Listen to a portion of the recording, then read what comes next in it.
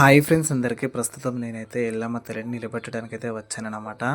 ముందుగా అందరం కలిసి ఎల్లమ్మ తల్లి పుట్టను చూసుకొని పుట్ట దగ్గరికి వెళ్ళి పుట్ట చుట్టూను మంచిగా చేసుకొని పసుపు కుంకుమలతో అలంకరణ చేసి పాలు పోసి పాలకాయ కొట్టి పరమన్నం పెట్టి అమ్మవారి అనుగ్రహంతోనే అమ్మవారిని ఒప్పించామన్నమాట. అమ్మవారిని ఒప్పించుకొని అమ్మవారిని శాంతపరిచి మేమైతే ఆ యొక్క పుట్ట బంగారాన్ని అయితే మా యొక్క ఇంటికి అయితే తీసుకొచ్చుకున్నాము. ఇంటికి తీసుకొచ్చుకొని ఆ యొక్క పుట్ట బంగారంతో పుట్టగద్దె అయితే వేసామన్నమాట. గద్దె వేసుకొని ఆ యొక్క గద్దె ముందలైతే అమ్మవారిది చిన్నపాటి పటం అయితే వేసుకున్నాం అన్నమాట. చిన్నపాటి పటం వేసి అమ్మవారిని ఆ పటంలో కూర్చొనబెట్టి చీర సారా అమ్మవారికి సమర్పించి అందరం అయితే అమ్మవారికి వడిబియ్యం కూడా పోసామన్నమాట. అమ్మవారికి వడిబియ్యం పోసి ఆఖరికి అయితే అమ్మవారికి బోనం కూడా సమర్పించి అమ్మవారిని శాంతపరిచి ఒప్పించి మెప్పించి అమ్మవారిని అయితే గద్దె మీద అయితే కూర్చొని పెట్టామన్నమాట. గద్దె మీద కూర్చొని పెట్టి మన గ్రామంలో ఉన్న ఇతర దేవతలకు కూడా బోనాలు సమర్పించి దేవతలందరికీ కలుసాకలు బెలన్సాకలు అయితే మేమైతే సంతోషంగా అమ్మవారికి అయితే పెట్టాము. అమ్మవార్ల దీవెనలు అయితే పొందామన్నమాట. అంగరంగ వైభవంగా మేమైతే ఈ యొక్క పండుగ అయితే జరుపుకున్నాము. జై బోలో శ్రీ రేణుక ఎల్లమ్మ తల్లికి జై.